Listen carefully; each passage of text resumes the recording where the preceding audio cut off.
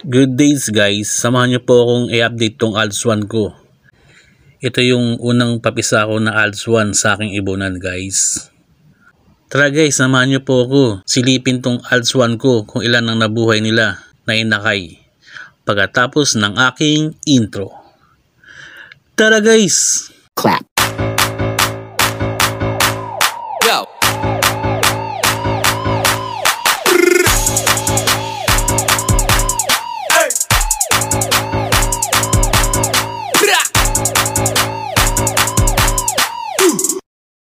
Hello guys, musta na po kayong lahat? Sana po nasa mabuti po kayong kalagayan.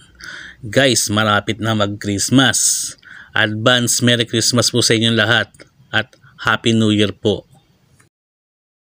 Guys, ito na po yung inakay ng ALS1 natin. Isa lang po nabuhay sa kanila eh. Yung isa namatay. Siguro yung pagsilip ko, kinatay siguro ng nanay. Guys, ganito pala yung inakay ng ALS1. Pagbata pa, may itim yung tuka. Ang kulit na guys, no?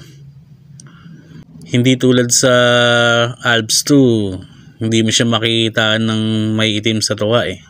Guys, balikan natin ng bata pa sila. Ito, dalawa sila napisa eh. Tapos, tatlo yung naiiwan.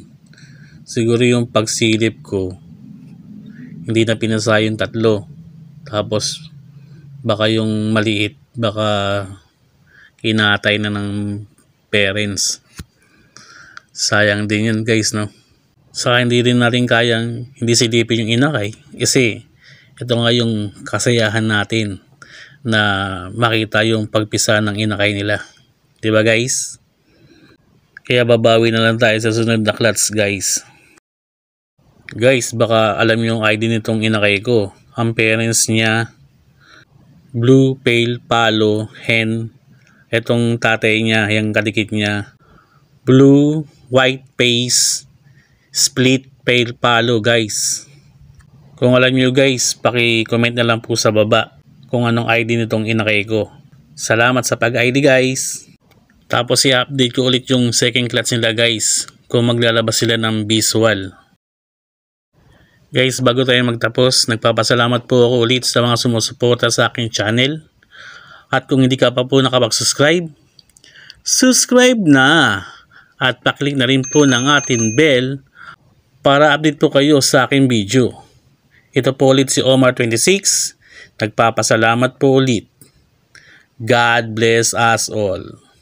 Salamat guys! Keep safe! Advance Merry Christmas and Happy New Year!